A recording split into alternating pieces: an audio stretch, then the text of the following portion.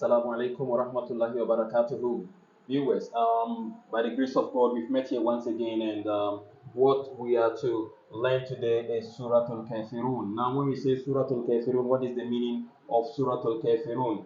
Which incident actually led to the revelation of Surah Al-Kafirun, and what does the Surah Al-Kafirun, talks about? Now, this very surah is the 109th chapter of the Holy Quran, and let me remind you that the whole Quran is made up of 114 chapters. With this edition, we are only trying to make you understand what are the meanings, of the verses of the Holy Quran. So, if we are here to, expatiate or explain or elaborate the meanings of the Holy Quran, then it is very important for you to understand, because there are a lot of people who really do not understand the Quran and think that, oh, this thing is used for juju, it is used for bad stuff, charming and etc. It has nothing to do with that. No, it has nothing to do with the charm which people associate it with, and then those things which people associate with the Quran. It is actually free from all that things, and it is a book containing knowledge. If you learn the Quran and the meanings of it, then obviously you get some knowledge, and there are some hidden things which will help you, through life. So if you understand what the meanings of the verses of the Quran are, then it helps you a lot in your daily routine. Surah Al-Kafirun was revealed before Hijrah. When we say before Hijrah, it means that it was revealed before the Holy Prophet ﷺ migrated to Mecca. So it was revealed when he was at Mecca. And yes, some scholars also say that no, that very chapter, was revealed during the 4th year after the prophethood had come to the Holy Prophet ﷺ, and a lot more. But over here, we are going to actually read about it, and we are going to know that yes, if it was revealed at the 4th year of the call of the Holy Prophet, or after the call of the Holy Prophet, or not. Right. So today we are going to read from Tafsir Kabir and Surah Al-Kafirun, the dates and then the context in which it was revealed. I'm going to read them to you. Now it says, it is generally agreed that this surah was revealed at Mecca. So that fact has been established according to this very tafsir, that it was revealed in Mecca. Hassan, Ikrama, and Ibn Mas'ud are of this opinion. So Hassan, Ikrama, and Ibn Mas'ud, those are the very elites of the time, at the time of the Holy Prophet sallallahu alaihi wasallam, and those people were the memorizers of the Holy Quran. They were also part of those people who compiled the Holy Quran. They were part of those people who wrote the Holy Quran. So all these people, they have specific knowledge in addition to what Hazrat Ali radiallahu anhu had to say about the revelation of the chapters of the Quran. So these people are very credible people, and if they say that no, it was revealed at this specific time, then there is no doubt about it. And Muslim scholars all over the world know this. So yes, these people are those who talked about when those verses or chapters were revealed, or particularly this chapter was revealed. All right, so let's continue with what we were reading earlier. It says what? Ibn Mas'ud, being one of the earliest companions of the Holy Prophet ﷺ, his opinion about the date of revelation of a particular surah naturally carries great weight. So Ibn Mas'ud, who was one of the pioneers or the companion of the Holy Prophet ﷺ, had great knowledge about the Quran, and if he says something about the revelation, then we know that yes, he has knowledge about it, and he was there when it was revealed. So there is no doubt about that. Now, according to some of the scholars, or some of the Sahaba, they said that it was revealed at the 4th year of the call of the Holy Prophet sallallahu alaihi wasallam. So when the Holy Prophet sallallahu alaihi wasallam was called, it was within the 4th year that this very surah was revealed. Some also say it was at the beginning of the 4th year that it was revealed. This fact, incidentally, belies the baseless accusation of some Christian hostile critics of Islam that the Holy Prophet ﷺ had agreed to make a compromise with idolatry at the time of revelation of chapter 53. Right now, in reference to that, some Christians are saying that, oh no, the Prophet wanted to, merge idolatry with Islam and a whole lot of things. Now, this very surah, debunks all that, because this surah talks about the Holy Prophet sallallahu alaihi wasallam not willing to, join, let me say, join in the worship of the idolatry, right? So he was free from idol worshiping, and he didn't want to, associate himself with idol worshiping. So this very fact, is firmly established in the tafsir. All right, now, which commonly, or which by common consent was revealed in the fifth year of the call of the Holy Prophet sallallahu alaihi wasallam, as in Surah and comment, which was revealed only 1 year before the supposed compromise with idolatry in every shape or form has been emphatically rejected. So this very Surah Al-Kafirun, that is Surah Al-Kafirun, has specifically debunked the statement of them linking the Holy Prophet ﷺ to idolatry.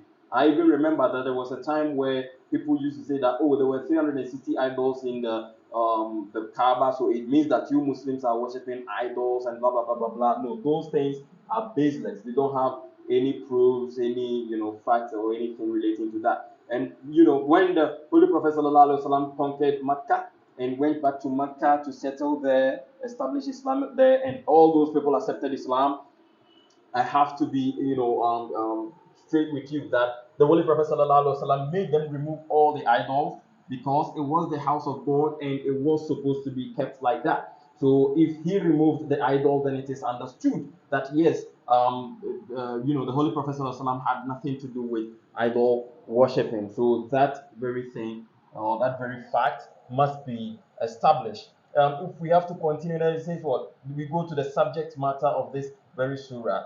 The subject matter of the surah has a deep connection with that of the surah preceding it, that is Surah Al-Kawthar. This very surah has a specific, sort of, let me say, connection with that very surah. And yes, we are going to learn Surah Al-Kawthar in the next lesson, but with this one, we have to understand that yes, that very surah, or this very surah, establishes a certain fact. And when we get to Surah Al-Kawthar, we will link it so that you get to know that yes, it is actually having a connection.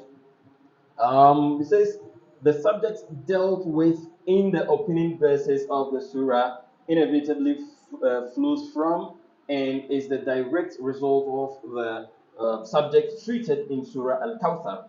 So this has been already established. In Surah Al-Kawthar, it was stated that spiritual and material blessings will be bestowed upon the Holy Prophet sallallahu alaihi wasallam, such as have no parallel or precedent in human history. So yes, of course, that very surah, Surah Al-Kawthar, talks a lot about the victory of the Holy Prophet sallallahu alaihi wasallam. We don't want to run into that, but yes, definitely in the next chapter we treat. Yes, we are going to deal with Surah Al-Kawthar, so everyone is going to understand what Surah Al-Kawthar is all about. Now it says, as a new Adam, he will be the progenitor, no parallel or precedent in human history. As a new Adam, he will be, yes, the progenitor of a new world, and his progeny alone will continue to prosper. So Muslims are to prosper, and Islam is supposed to, conquer the world. So yes, that is what we see in Europe, in Asia, in other places of the world, where so many people enter into the fold of Islam all at once, just to understand, or after they've understood Islam and then gotten to know the Quran. Some people, try to learn the Quran just to find some faults in the Quran and then establish some facts about the Quran. And unfortunately, in the course of study, they understand that, oh, no, no, no, no, no. This book is not what they say it is. And they actually accept Islam. So this is very great statement and great things which has been happening. All those people who study the Quran with negative ideas, at the end of the day end up accepting Islam. That is a fact. It is undeniable fact. It is undisputable. There is nothing which can be done about that. Yes, that book is just like that. The Quran, you're going to understand a lot more things if you decide to study the book. It says in the surah and the comment, those disbelievers against whom a divine decree had gone forth that they will not accept Islam are admonished that if having seen manifest sign in support of the Holy Prophet sallallahu alaihi wasallam, they refused to accept him. How could they accept Muslims to give up their faith and accept their foolish and fantastic doctrines? So here it is a fact that it is established that when those people who particularly denying Islam and then rejected the faith, when they chastised the Holy Prophet sallallahu alaihi wasallam, and then they were maltreating him and then despised him, all that. They were not supposed to expect that the Muslims are going to, or we're going to, leave Islam at all costs, because when you persecute somebody, then you are actually telling the person that what the person is doing is good. So they have to continue with what it is that they are doing. So objection comes with that very let me say enthusiasm from the opposite side that makes them fight ahead, fight until they win. So that very opposition which the Holy Prophet and his Sahaba had actually helped him and his Sahaba to move forward with what it is that they had to do. So when you're doing something, there is a hidden meaning of Surah Al-Kawthar. That is, when you are doing something and you face opposition, then opposition is actually a good thing. Opposition is actually a good thing, right? So that is what this very surah purports to say. Okay, now let's continue. It says, if the disbelievers entertained any such hope, they were mistaken. If they had, believed that, oh no, we should persecute them, and because of that, they are going to leave the faith, they are going to leave, then yeah, it was, to amount to nothing. And that is what we actually saw at the time of the Holy Prophet sallallahu alaihi wasallam. It was never supposed to, go through. And yes, God said that I have decreed that I and my messengers are going to, prosper. So if that is what God has decreed, then nothing can be done about it. And Islam was supposed to, thrive over all other faiths. Now it says what? The only reasonable course left to them was to wait for God's judgment to come into operation. This is very clear. Yeah, very clear cut statement, and it is very, very loud, and yeah, it makes sense, much sense. It says, in view of the importance of the subject matter of the surah, the Holy Prophet ﷺ enjoined its frequent recital. So the Holy Prophet ﷺ actually told us that we should recite it continuously and continuously. Most of the time, you are supposed to recite it. Why are we supposed to recite it? Why? Why did the Holy Prophet ﷺ tell us to recite it most often? Why? Okay, now let's get to this. This very part makes it very interesting to know this very surah. It says what? He is reported to have said that Surah Al-Ikhlas is equal to 1/3 of the entire Quran. So Surah Al-Ikhlas is equal to 1/3. When you divide the Holy Quran into 3, Surah Al-Ikhlas is 1. Okay. Now, it says the present surah, that is Surah Al-Kafirun, is also, purported to have, the Holy Prophet ﷺ is purported to have said that the Surah Al-Kafirun is 1/4 of the entire Quran. So when you divide the Quran into 4, 1 is Surah Al-Kafirun.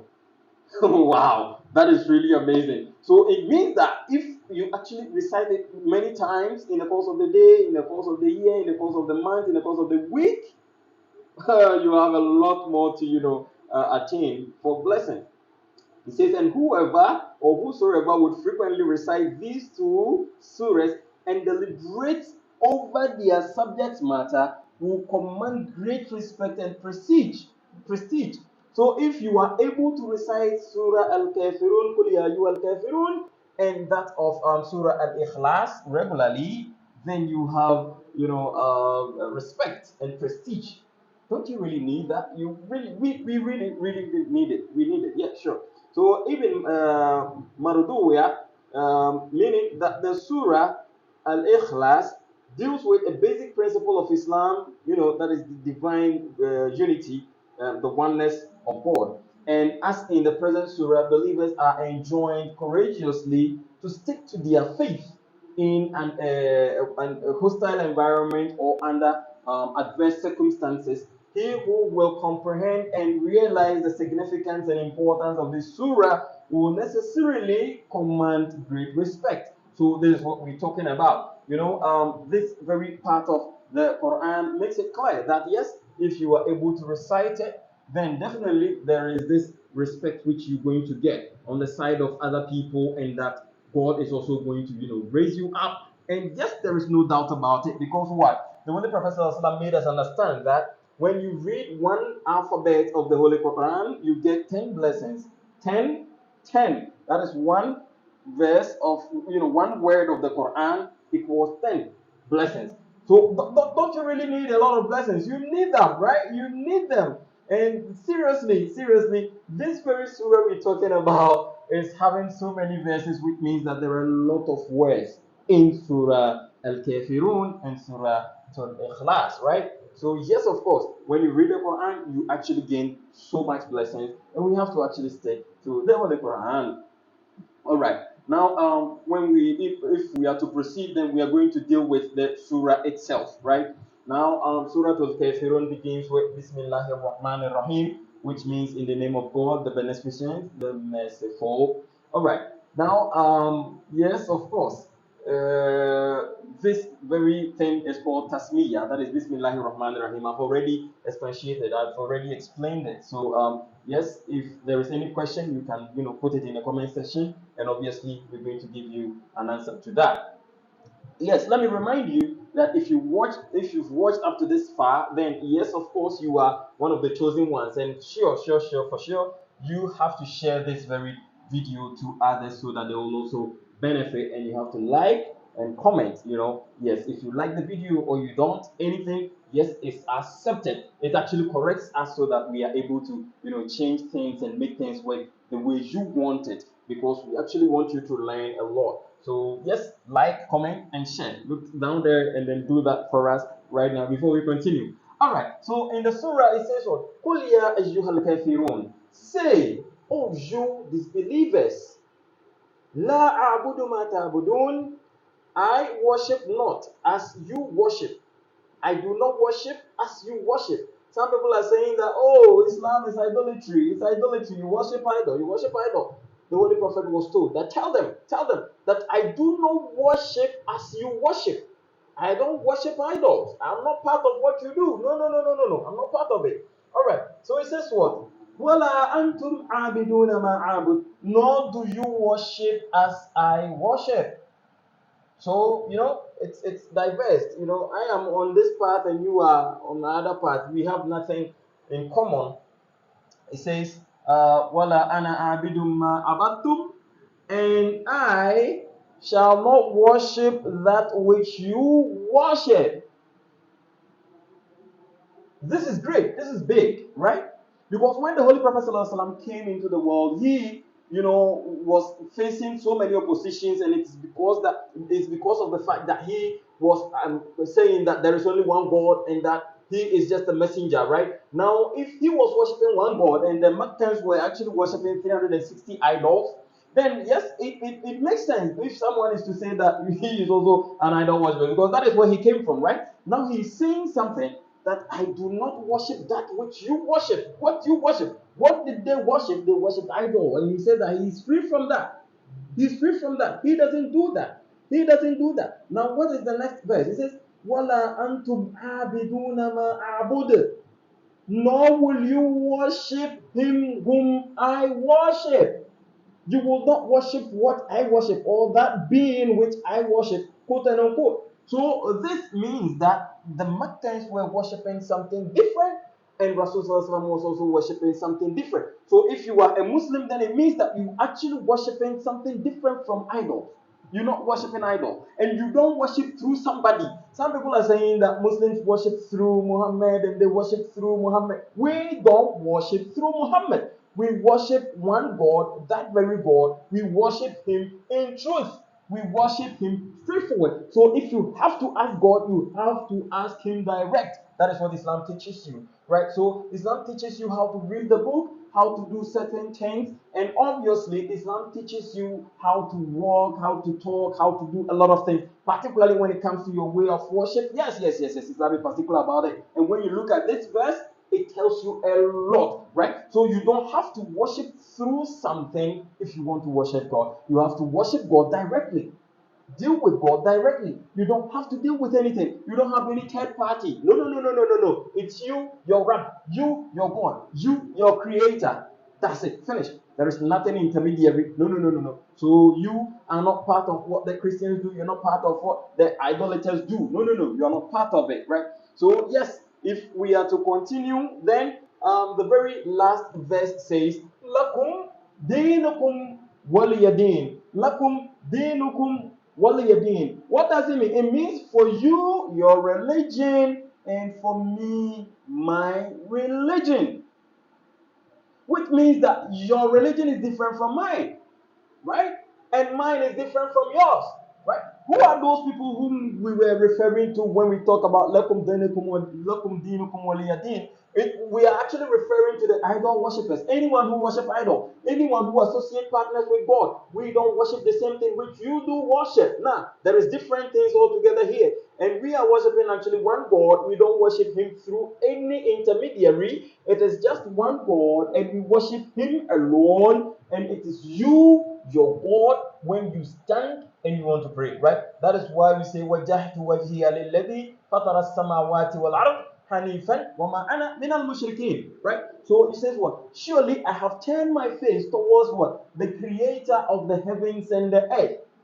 Hanifan, I am free from anything which is relating to associating partners with God. I don't associate anything with anything when it comes to God. No, no, no, no, no. I don't associate any partners with him.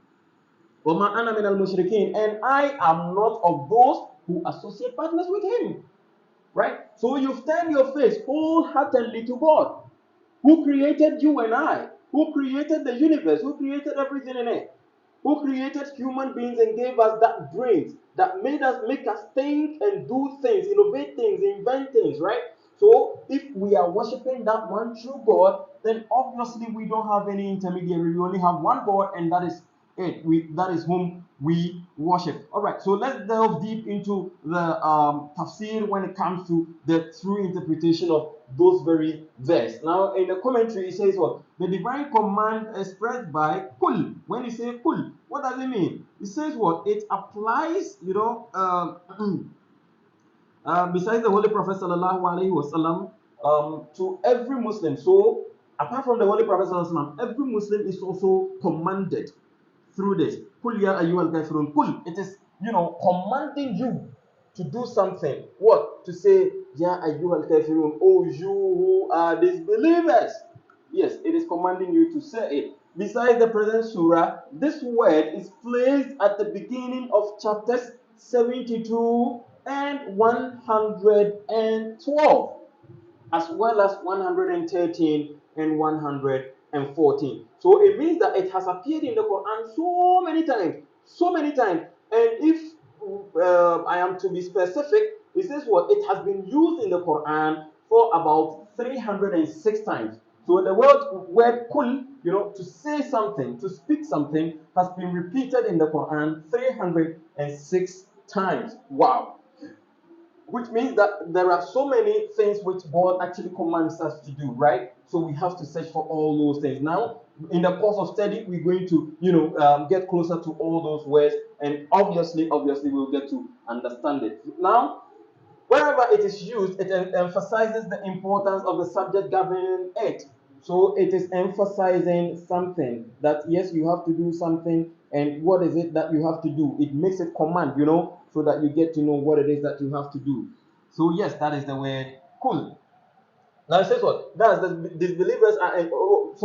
Thus believers are enjoined to proclaim loudly and repeatedly and to convey to the disbelievers in clear and definite terms the great principle of Islam enunciated and emphasized in the present surah. So this is something which is clear that we are supposed to declare. We are supposed to tell the disbelievers what it is that we stand for. Right? It is in the same vein, if we are to explain it, we have to tell you that if you stand up for something, then you have to let the world know that this is what I stand for. Right? So the Quran actually is teaching you to stand up for something, and that very thing which you believe in, you don't have to just let go, right? So this is one of the hidden meanings of the Quran. If you study the Quran pretty well, you're going to understand a whole lot of things which you will be marveled if you are, to get that opening of eye, right? So yes, if you stand up for something, then you have to stand up for it. You don't have to feel inferior when it comes to your beliefs and what you think that will work, right? So you have to go ahead with whatever it is that you believe in. And yes, exactly is what the Quran is telling us. It says what? The use of ayyuha, oh ye, oh you, is intended to draw pointed attention to the subject matter of the surah and to emphasize its importance, right? So this is, it is called ayyuha, it's called ismul munada, meaning the name which is used for calling, right? We call people through that. Oh, you, oh, this man, oh, that man, you are referring to somebody, so that very person whom you are referring to, is, actually having that name munada, right? Like you calling that person. So ayyuha, oh, you, right? Yeah, emphasizes something that is pertaining to the subject matter, and it makes it really, really important. It says what? The expression has frequently been used in the Quran to serve this purpose. Yes, so yes, of course, that expression, as stated earlier, has been used, in conjunction with that. It says the word al-kafirun, which means disbelievers, has a general application. It has a general application. What is the general application? The general application is that those people who are disbelievers will get to know this and would understand that yes, we are those people this very chapter or so chapter and so chapter are referring to us, right? So yes, of course, it is like that. Or it may refer to those confirmed disbelievers who are by their persistent and deviant rejection of the truth, rule out all possibility of accepting it, and disbelief becomes, as it were, a part of their being. So those people who actually are deep rooted in disbelief, like they really, really disbelieve everything about the religion. These are the people whom this very chapter goes for. And yes, of course, we have people who actually do not believe in religion at all. They don't believe in it. They don't believe in it. It is a mistake, but the Quran wants us to, draw your attention to this. That yes, if you are deeply rooted in disbelief and you don't want to do away with it, then yes, we have to, admonish you. We have to tell you that what it is that you're doing is not the right thing, and you have to do the right thing, right? By believing in God, the one who created you and I, the one who created the entire universe, the one who, made you who you are, who placed you in that position in which you find yourself today, right? You don't have to do away with him. You rather have to worship him. You have to, extol his holiness, and then do everything in line with what belief instead of disbelief. All right. Now, another portion which we have to, expatiate is various explanations have been given to the present and the next three verses by commentators. Some say that as the pagans, that is pagan Meccans, had put their question in two forms, therefore two forms have been adopted in answer to their question. So those people have some questions, like they've divided it into two, right? And this very chapter has also answered it in two forms, in two ways. That is what the very part which I read means. Now it says what others say that the repetition of is for the sake of emphasis. Yes, some also say that repetition, is also there because of emphasis. Okay, no problem. But we'll get to know definitely in the subsequent interpretation we have here. It says, yet some others, like the Jaja are one of those people who are the elite. They, knew Arabic to the brim. They had the full understanding of the Quran, and then, he actually was one of those people who had doubts about certain things and wanted to find out, what those things mean. So Jajaja are of the opinion, uh, yes, of the opinion that the first two sentences signify denial of worship in the present time, and last two sentences denial of it in the future. So قل يا أيها الكافرون لا أعبد ما تعبدون ولا أنتم عابدون ما أعبد, meaning what? I am free from what you worship, and you are free from what I worship. I don't have anything to do with you. You don't have anything to do with me. That is the point, right? Ha. Wala ana abidun ma abattum, wala antum abiduna ma abud. Same thing, right? So it is in two forms. It is telling us that we are free from everything called mushrik, that is association of partners with God, and we don't have anything to do with it. Okay. Now, if we are to continue, the passage continuously say that verse signifies the word, okay, denial of, okay. As against the Zamasahri says that the first two sentences stand for denial of worship in future, while the last two for that in the past. So yes, the Masahri also have, a different, meaning when it comes to those two, right?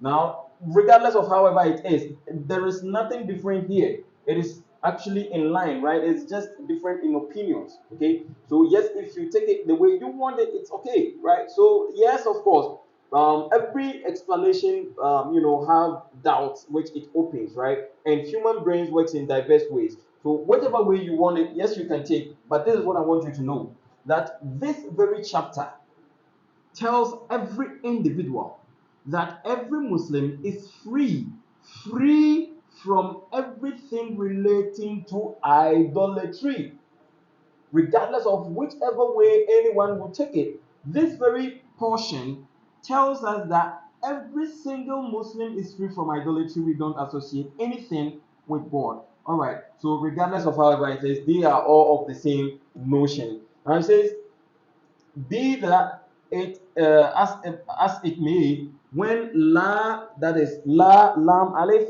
lam with fatha and alif, when it comes, it means no or not. Governs mudari when it meets mudari. Mudari means present continuous tense, right?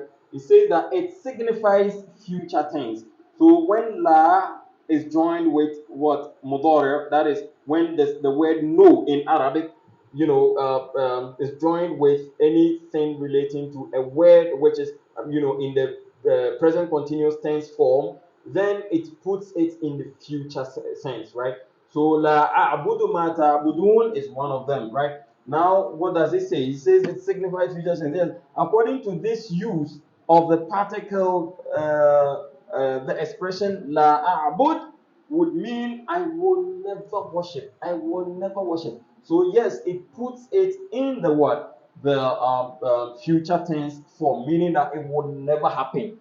Ever, never will I associate anything with God. That is something which we have to understand. And that is what these two scholars, as the judge and then the Mashtahiri, were actually trying to elaborate. Okay, now we go to the next portion, that is the next verse, which says, moreover, the particle ma is used in two ways. In two ways, ma has been used: mim, alif, mim, fatah, and alif, right? Ma also is in the same form. It either means what? It means not, right? So in the form in which it is used, that is where we get the meaning. It says as transforming into infinitive, the verb which governs, the word ma, as and as um, that word which is what mausula, meaning alladhi, that is that which. Sometimes it is also used for rational beings and means man, he who, right? So that is also another thing which needs to be comprehended. According to the various uses of the particle, the verses would mean I will not adopt the way you worship. I would not adopt the way you worship. It means that if you are a Muslim, you will never and ever worship an idol. Nothing should come between you and your Rabb. Nothing should come between you and your Rabb, your Lord. Nothing should come between you and your God. You just have to understand this. All right. I says what? Yes, or I will not worship those that you worship, right? All idol worshippers either worship two things, three, four, five, right? So all those things which you worship, I will never and ever worship those things. Whether those things are rational beings or irrational beings, whatever they are, I would never worship them. Never. Especially as they are related to you, idolatry. No, no, no, no, no, no, no. I have nothing to do with it. All right. But the verse have a better and more appropriate translation if ma is taken as Madariya in the form two verses and as Mausula in the latter two. So yes, of course, it is true. Now we have to understand it this way: that the four verses would be interpreted, something like this. I will never adapt your mode of worship.